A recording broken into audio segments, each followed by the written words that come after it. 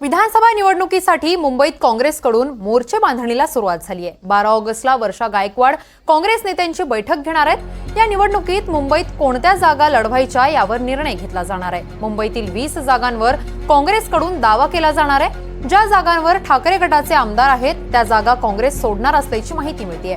उर्वरित जागांवर काँग्रेस आपले उमेदवार उभे करणार आहेत। तर शरद पवार गट 7 ते 8 जागांची मागणी करण्याची शक्यता वर्तवली जाते। या संदर्भात अधिकची माहिती देत आहेत आमच्या प्रतिनिधी जुई जाधव। जुई, आगामी विधानसभा निवडणुकीसाठी काँग्रेस मैदानावर उतरल्याचं पाहायला मिळतंय। वर्षा गायकवाड बैठक घेणार आहेत। मुंबईमध्ये कोणकोणत्या जागांवर काँग्रेस लढेल अशी शक्यता आहे? किरण, आगामी विधानसभा निवडणुकीसाठी काँग्रेसने मोर्चे बांधणीला सुरुवात केली आहे। आज महाविकास आघाडीची बैठक पार पडणार आहे। या बैठकीमध्ये काँग्रेस आपल्या जागांचा प्रस्ताव ठेवणार आहे। मात्र सगळ्यांचं लक्ष आहे ते म्हणजे मुंबईवरती कोणाचं वर्चस्व असेल यासाठी सर्वच पक्षांनी आता कंबर कसलेली आहे। त्यासाठीच वर्षा गायकवाड ज्या मुंबई काँग्रेसच्या अध्यक्ष देखील आहेत त्यांनी बैठक बोलावली आहे येत्या 12 तारखेला।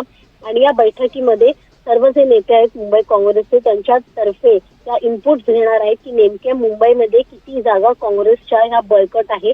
त्यासोबतच काँग्रेस मुंबईमध्ये 20 जागा लढवण्याच्या तयारीत आहेत।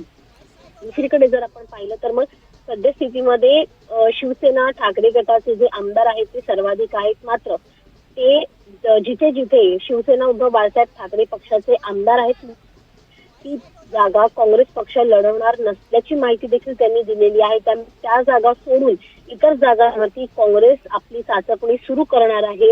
राष्ट्रवादी शरद पवार गटाने देखील 7 ते 8 जागांची मागणी केलेली आहे।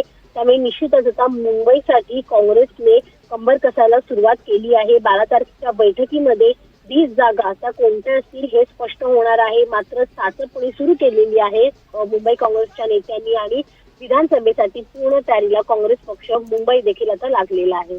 अगदीच जुई, धन्यवाद तुम्ही दिलेल्या सविस्तर माहितीसाठी।